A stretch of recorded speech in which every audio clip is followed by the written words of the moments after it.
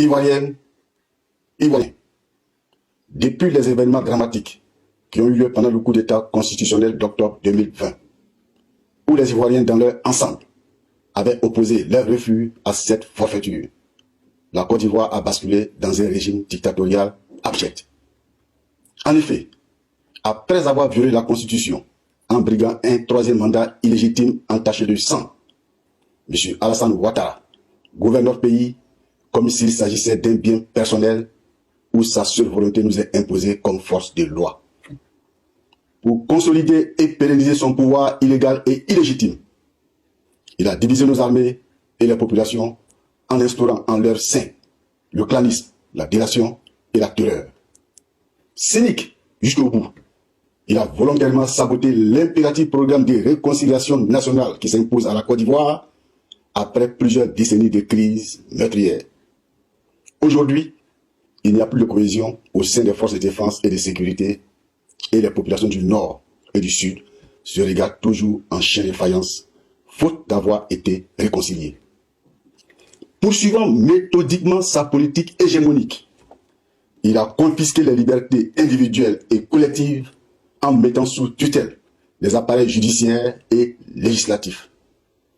Plusieurs prisonniers politiques et militaires sont détenus arbitrairement dans des conditions inhumaines en violation totale des conventions internationales qui garantissent les droits de l'homme.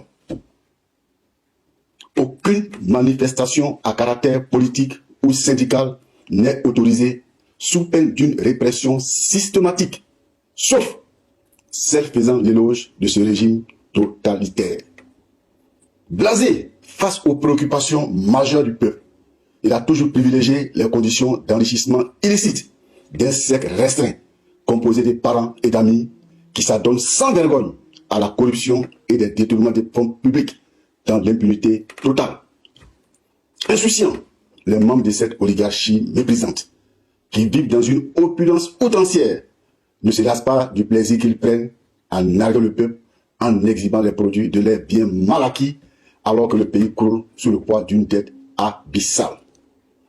Hormis cette infime minorité dédaigneuse, les Ivoiriens, sans exception, subissent non seulement les conséquences de cette dictature qui leur est imposée par la terreur et le mépris, mais endurent aussi une paupérisation due aux effets pervers des taxes et impôts en un point fini qui accompagnent la cherté de la vie. Le quotidien des Ivoiriens est ponctué de hausses galopantes des prix des denrées de première nécessité, ce qui entraîne misère et désespoir dans l'ensemble du pays. Le panier de la ménagère, qui naguère était appréciable, est désespérément vide, aux grandes dames de la plupart de nos concitoyens qui ne mangent plus à leur faim. Nos hôpitaux sont devenus des mouroirs pour les plus démunis. Ainsi, notre jeunesse active, qui n'entrevoit aucune perspective d'avenir, n'a d'autre choix que d'entamer une émigration suicidaire massive vers un Eldorado imaginaire. Insensible à la situation de précarité qu'il impose à tous. Et comme pour défier le peuple, M. Alassane Ouattara a décidé, contre toute attente, d'intensifier la souffrance des Ivoiriens en début de cette année 2024 par l'augmentation des tarifs de l'électricité et la destruction abusive de plusieurs milliers d'habitants sans solution alternative, laissant les pauvres occupants dans la désolation et sans abri. Ne s'autorisant aucune limite dans sa volonté de s'imposer au peuple et aux autres, M. Alassane Ouattara a décidé de mener des actes bellicistes et inamicaux à l'encontre des pays frères qui bordent la Côte d'Ivoire, afin de restaurer l'emprise coloniale d'une puissance étrangère. Ces agissements irréfléchis, qui peuvent faire croire que le peuple ivoirien est complice par sa passivité, mettent dangereusement en péril l'intégrité du pays et la stabilité de la sous-région. Pour toutes ces raisons, l'Alliance des forces citoyennes pour la concorde et la démocratie, AFCCD, qui est un regroupement d'hommes et de femmes de toutes les régions de Côte d'Ivoire, ne pouvait rester indifférente face aux dérives de ce potentat aveuglé par un orgueil surdimensionné. Vu la violation flagrante de notre Constitution, vu que le pouvoir appartient au peuple et que personne n'a le droit de s'en approprier illégalement, vu qu'il est impérieux de défendre nos droits et nos libertés contre la tyrannie de ce gouvernant illégitime, en référence aux dispositions de la Déclaration universelle des droits de l'homme et du citoyen de 1948, qui stipule en son préambule qu'il est essentiel que les droits de l'homme soient protégés par un régime de droit pour que l'homme ne soit pas contraint en suprême recours à la révolte contre la tyrannie et l'oppression, en vertu des articles 55 et 58 de la Constitution. L'Alliance des forces citoyennes pour la concorde et la démocratie, agissant au nom du peuple souverain de Côte d'Ivoire, décide et proclame dès cet instant la fin du mandat inconstitutionnel en cours.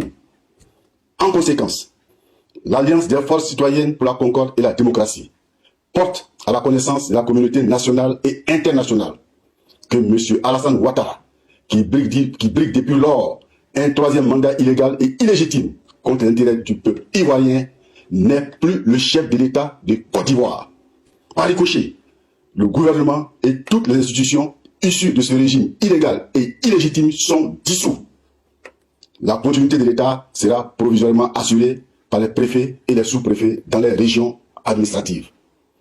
Pour préserver l'unité nationale et éviter une confrontation fratricide, l'Alliance des forces citoyennes pour la concorde et la démocratie exhorte fortement nos forces de défense et de sécurité de s'abstenir de tout acte pouvant être préjudiciable à tous et de prendre fait et cause des décisions souveraines du peuple auxquelles ils appartiennent tous.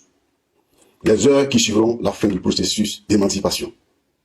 Tous les Ivoiriens, sans exclusive, comprenant la communauté religieuse, la société civile, les mouvements sociopolitiques et syndicaux, ainsi que les mouvements de jeunesse, seront instamment sollicités pour participer à une assise nationale souveraine qui sera mise en place pour désigner le chef et les organes de la transition chargés de bâtir la Côte d'Ivoire nouvelle.